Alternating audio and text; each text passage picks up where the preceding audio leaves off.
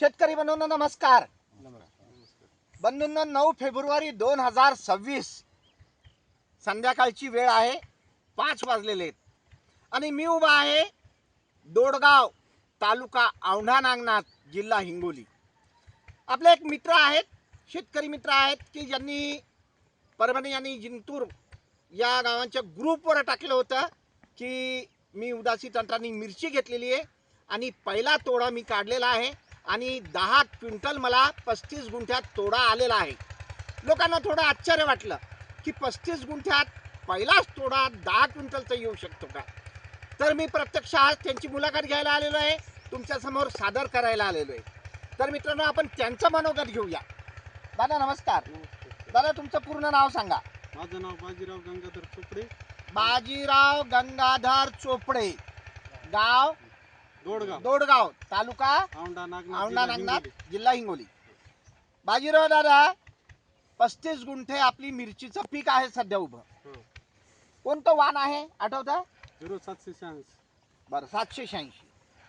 त्याच्यानंतर ही लागवड जी झाली तिथून सुरुवातीपासून आतापर्यंत सध्या आपलं पूर्ण तंत्र उदासी तंत्र वापरणं चालू आहे. आज आपण 9 फेब्रुवारीला शेतामध्ये आहोत. तुम्ही या पूर्ण शेतामध्ये कुठे कोकडा, चुरडा, मुरडा काही प्रॉब्लेम आहे का? नाही, काहीच नाही प्रॉब्लेम. एकदम लसलसीत पीक आहे. बरं, तुम्ही पहिला तोडा घेतला काल.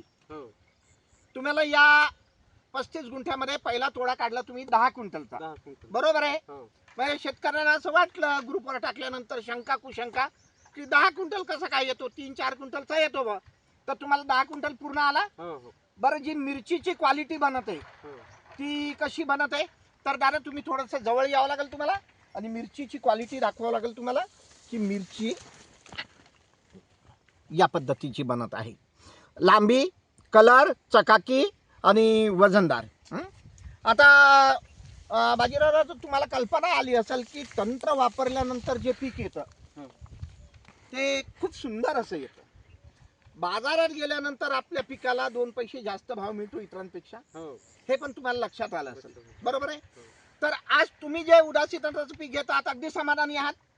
अगदी समाधानी आहे, म्हणून तर मी वापरतो ते. बरं, तर काय मनोगत आहे तुमचं महाराष्ट्रातल्या शेतकऱ्यांसाठी? तुम्ही काय मनोगत?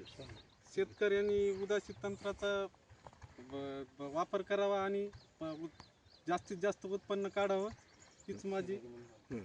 बरं, दुसरी गोष्ट, आपण जे तंत्र दिलेलं आहे शेतकऱ्यांना की रोग येऊ द्यायचा नाही, त्याच्या आधी काय काळजी घ्यायची, तर हे तुम्हाला सुद्धा तुमच्या शेतामध्ये कळालं असेल की रोगच येऊ द्यायचा नाही.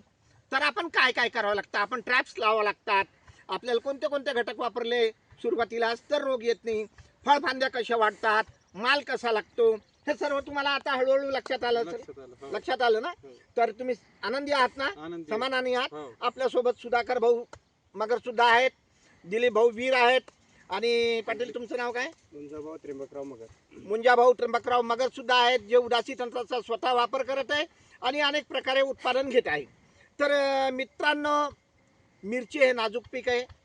या पिकावर चुरडा, मुरडा, कोकडासारखे अतिशय बिकट परिस्थिती निर्माण करणारे रोग येत असतात आणि त्याच्याकरता आपल्याला काय काय काळजी घ्यायची हे शेतकऱ्यांना शिकणं खूप गरजेचं आहे.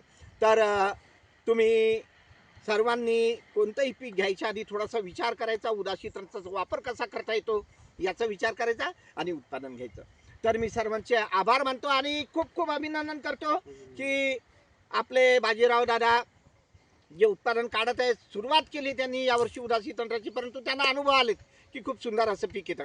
तर तुमचं खूप खूप अभिनंदन बाजीराव. चला, धन्यवाद, नमस्कार.